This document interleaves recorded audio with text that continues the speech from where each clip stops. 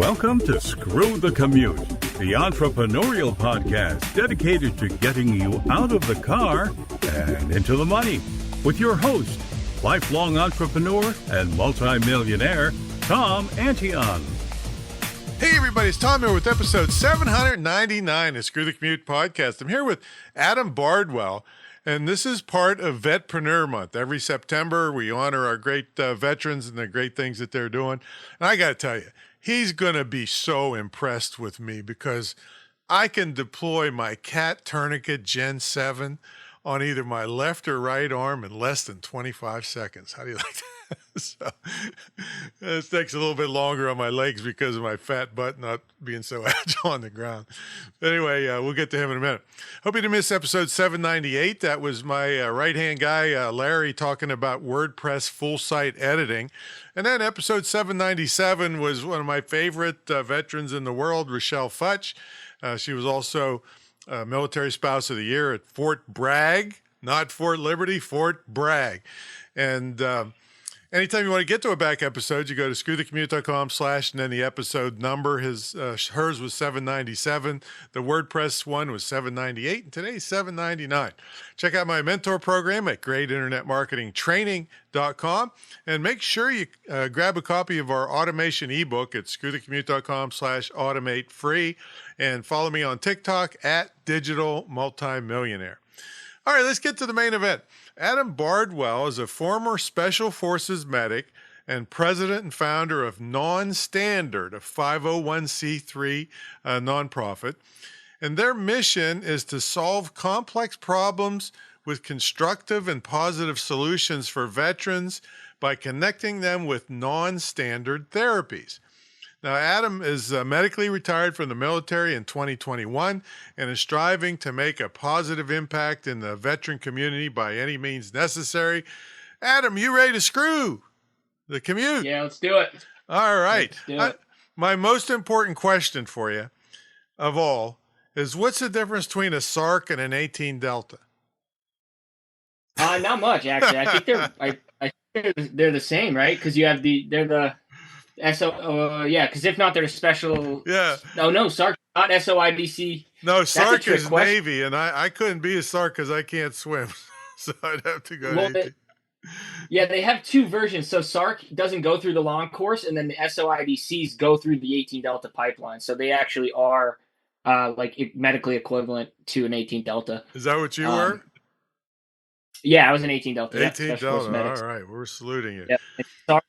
SARCs are just Whiskey 1, so they just go through the SOCM portion. They don't go through the actual 18 Delta portion of it. Got it. Yeah, that's the difference. Got it. So still highly trained. So how did you tell us about your Navy career? When did you enlist, and how did it end up you being a medic? Oh no, sorry, I was Army. Green not Beret. Your Navy career. Your career, your military career is what I meant to say. Yeah, so I was a Special Forces medic. I joined in 2010. Kind of had decent career. I'm not God's gift to Special Forces by any means. And after about 11 years, my body kind of quit on me, and had to throw in the towel. So medically retired in 2021 and started a new chapter in my life. And it's been a very interesting transition, challenging at times, ups, downs, lows, highs, laughs, cries, all of that in between. So it's been great. I work for Global Rescue now. I'm in corporate and travel crisis risk management, as well as run my nonprofit, Nonstandard, and I'm a paramedic still. So I'm still doing some medical / security stuff, and just figuring it out, trying to help as many people as possible. And and it's been a journey. Well, when you first got in, did you know you wanted to be a medic? No, I was a Cav Scout previously, and which is basically mechanized reconnaissance, more or less a tanker. And wasn't really for me. Did that for about 4 years before I went to selection.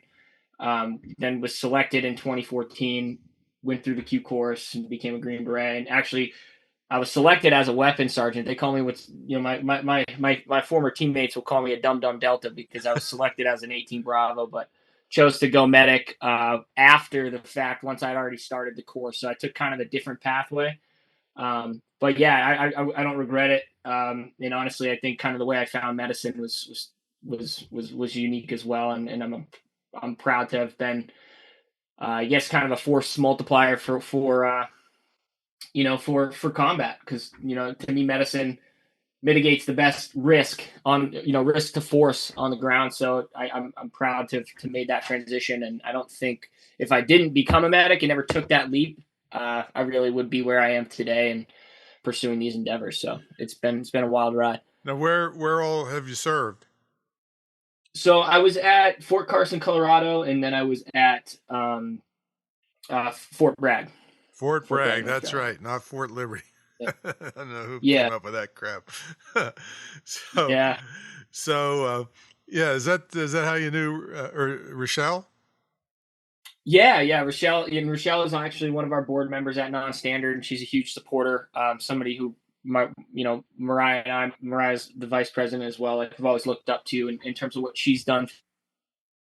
Oh yeah, it's really an amazing person. Oh yeah, I love her to death. I mean, she got me invited to the White House to talk about military spouse employment for my school and stuff. So yeah, she's the bomb.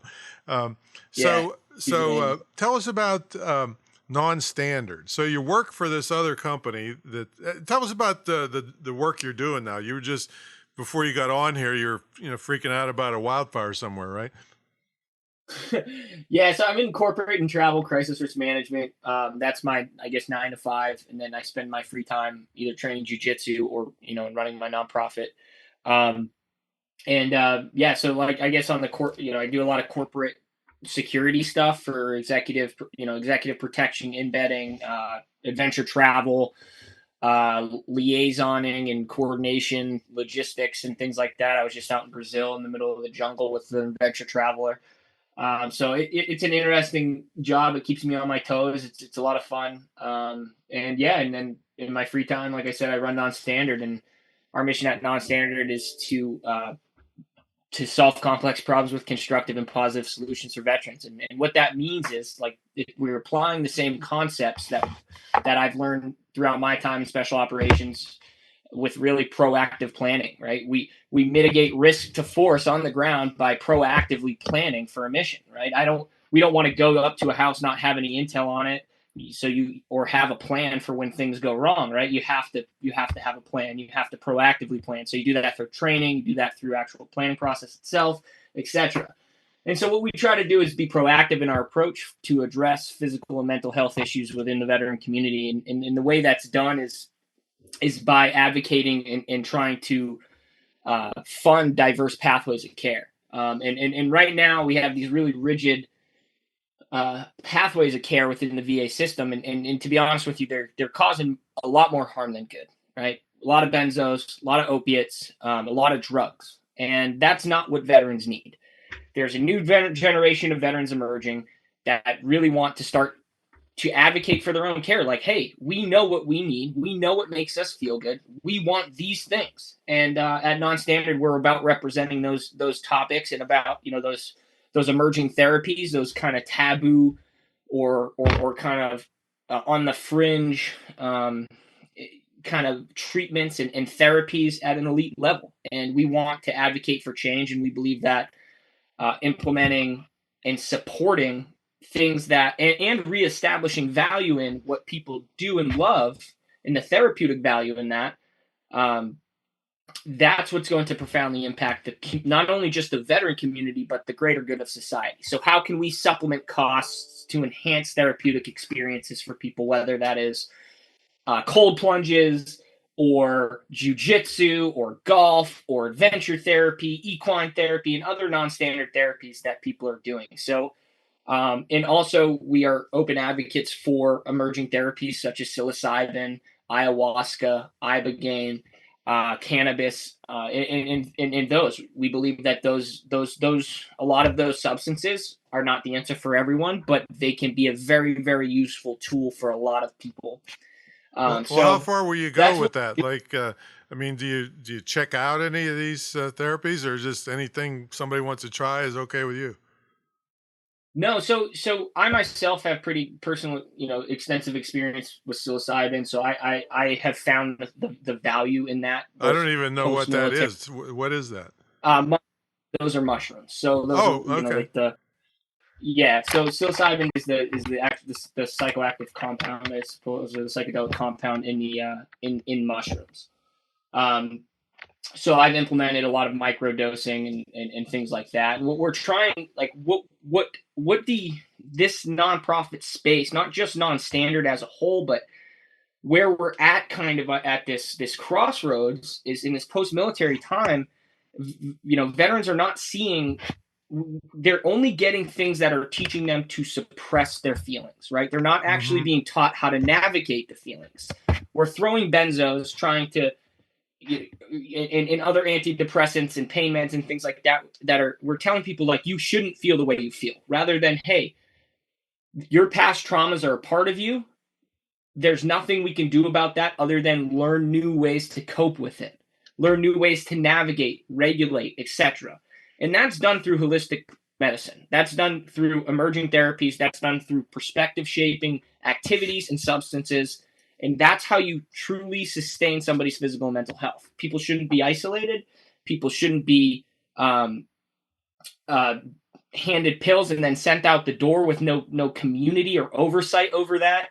And what we want to do is start to really just build everything about community and supporting one another as some sort of supportive apparatus. And so what we're doing in our non-standard therapy database, it's currently under construction and we'll start to be rolling that out soon. But we're consolidating all of the kind of smaller nonprofits or nonprofits that are very niche within a certain type of non-standard therapy, such as equine therapy or adventure therapy, action sports therapy. So we're building a database that you'll be able to come to nonstandard.org. A veteran will be able to go to non-standard therapies, look at, hey, how is adventure a therapy? How does that teach me sustainable ways to cope with my past? Or how does that help me deal with my mental health issues? And we believe so if we can't help them directly at non-standard, we want to connect them with organizations that can. So we're consolidating all that information and really trying to start to kind of create a little hub and network in a good resource for people and veterans. So All right. Now, okay. if the if something ends up working out really good, what's the chance that you could get the VA to accept it and then them fund it? We have a long road to go still Hmm. in regards to that, and we just joined the Veterans Mental Health Leadership Coalition, which a fellow named Adam Bardwell is one of the co-founders. He is one of the pioneers in the emerging therapy space, as well. It's alongside Heroic Hearts, this is Navy SEAL Foundation, etc.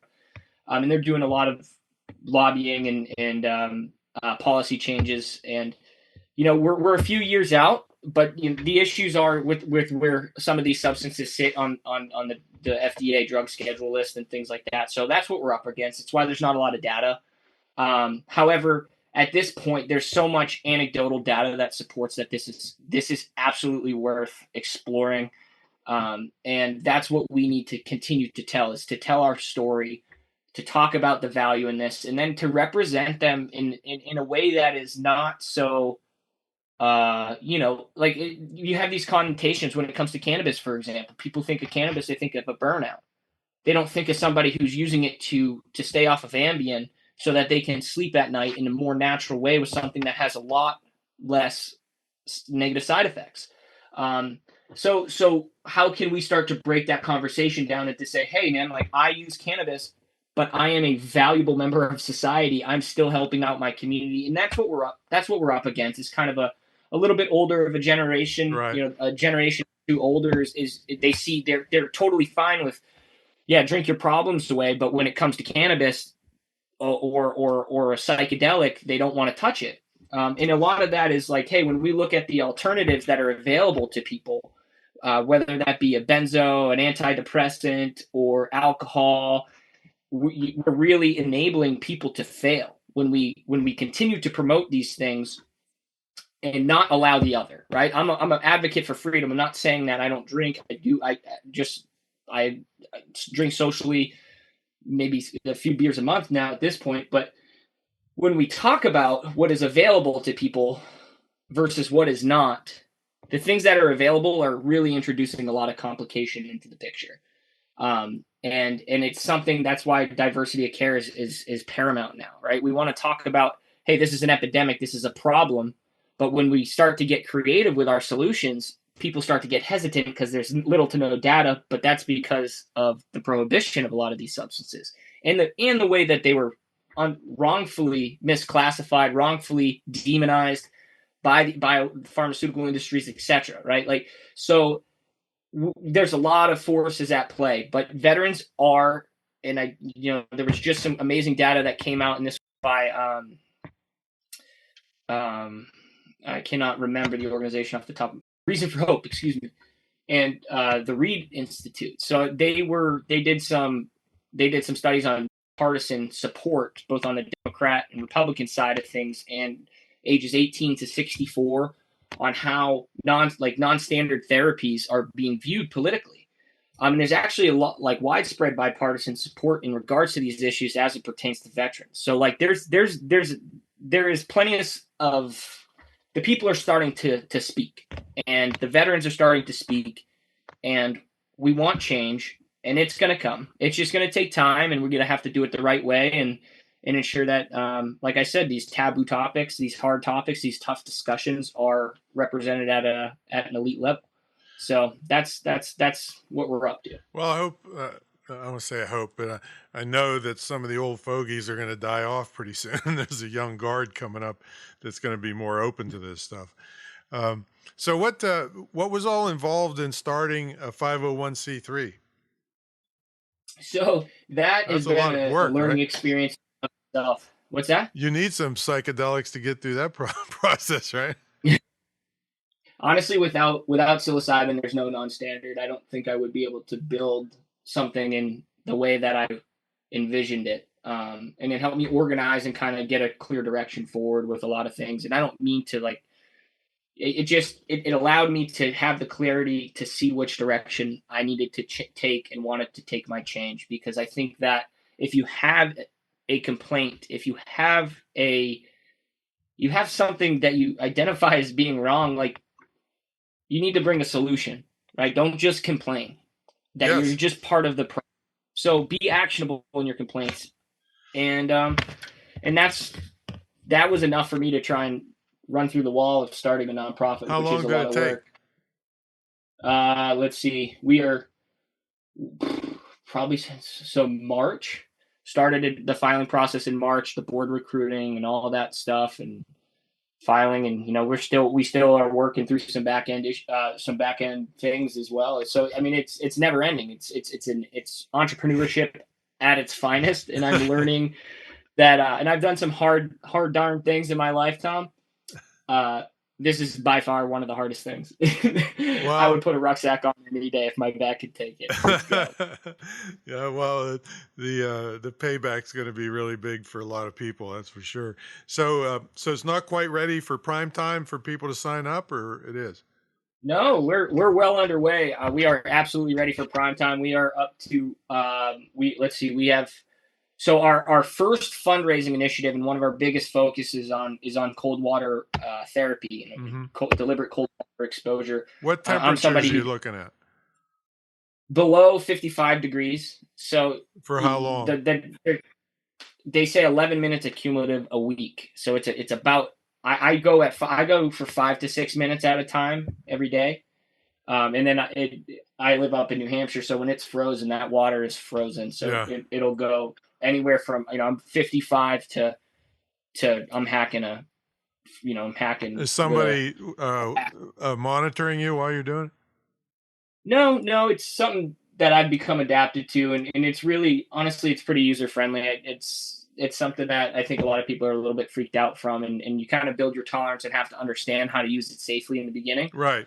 Because there is some risk, but there's also a risk with going home with 90 opiates as well to treat your back pain or whatever. So it's a risk that I'm willing to assume, and a lot of people should be as well. Because if you're willing to ingest things that will stop your breathing if you take too much, you should be willing to get in some cold water to shiver for a little bit longer than you were supposed to. So did I So hear you say that's that my mentality. did I hear you say that if you'd put a ruck on if your back could take it? Yeah. But you're Yeah. doing jujitsu and your back's hurt. Well, I mean, jujitsu for my mobility is fantastic. There's actually, contrary to everyone's belief, there's a lot of disabled veterans, and actually a really fantastic nonprofit organization called We Defy that provides veterans with scholarships. And actually, we're doing 2 scholarships as well for disabled veterans. But for me, yeah, like it's better than being stagnant. I don't lift anymore. I don't have to put kit on anymore. The ball's in my court. I can do what my body says it can do that day, right? No one's going to tell me, hey, you need to play hurt today. So when I'm hurt, I'm not doing jujitsu. But it's been a huge help both physically and mentally for me, in terms of mobility, and then the mental health and community aspect. Honestly, was saved my life. Yeah. So Beautiful. I'll kind of make a kind of a sideways donation here. I have a website called Brutal Self. What's that? I said I was going to try to make some type of donation to you, in the form of, I have a website called Brutal Self Defense. It's based on the fact, I've been studying my entire life, and I've been in gunfights and over 100 violent encounters and bikers trying to kill me. So I videotaped a 2-day seminar, and we charge like $500 for it. But I'll tell you what, anybody from your organization that wants a log into it, I will donate that to you. So if you want to follow up on how to do that later, that's great. But I'm totally behind what you're doing. Appreciate it. Yeah, and we've done our first fundraising initiative right now is currently underway, and we're pledging 100 cold plunges to veterans. We're on cold plunge number 30, which is over 27,000 in cold plunge therapy grants. That's just cold plunges alone. We're also helping out with other, we sponsor athletes as well and help them on their endeavors and things like that. And it's been fun. So we're just looking to make a splash, and we're going to continue to hopefully do a lot more than 100. But right now we're at 30. So how does that work? What do you mean, cold plunge challenges? You get somebody to do it, and then they pledge money? No, we're directly providing cold plunges to veterans right now. So we've done 30 of them. We've done ice barrels and horse troughs, mainly ice barrels, which are like kind of an upright. To me, right now, it's the gold standard for what people should be using. And we've provided 30 veterans with those who are interested. So we have a manifest set up on our website. If somebody's interested in trying cold plunge therapy for free, they can sign up on our website. It comes directly to me. I triage them and kind of prioritize like who will be getting them, and we select as a team, and as funding becomes available, and as we fundraise. So we're 30 right now, and we're continuing mission, and so donations help us are huge. We're very actionable with them, and like I said, we're getting them in the hands of people who want and need them, and people who are finding profound changes and value with these things, and it's changing their lives. What method are you using to fundraise? Right now we are on social media is pretty much it. So you can follow us at Nonstandard Vets. We have a link on our website to donate. And that's the Facebook, Nonstandard Vets? Nonstandard Vets. That's our Instagram, and we are on Facebook and LinkedIn. Okay. Facebook, LinkedIn. All right, got it. Okay, and I'll have some ideas for you on that too when we're done. So man, you're doing great work out there. You're changing a lot of lives for the better, and I love the thing about saying, quit complaining and do something. That's the way things get done, and you're sure doing that. So thanks for coming on, man. Thank you for having me, Tom. I appreciate it, man. What's the best way they should, if they want to contact you? Yeah, so you can find us on LinkedIn at LinkedIn, Instagram, and Facebook, Nonstandard Vets, or you can nonstandard.org is our website, Nonstandard, one word, no dashes or anything like that, just nonstandard.org. You can find me, Adam Bardwell, on LinkedIn as well if you want to reach out to me directly. And yeah, so. And that's with 2 L's, right? Bardwell. Yes, sir. All right. Well, thanks for your service, man. Thanks for the service you're doing after the service. And it's people like me, and there's lots of us that appreciate the things you're doing and appreciate all you vets. So thanks for your service, man. Appreciate you, Tom. Thank you for having me on, man. Okie doke, folks. We're part of Vetpreneur Month. Check back on the next episode and tell everybody about this one. All right, we'll catch you later.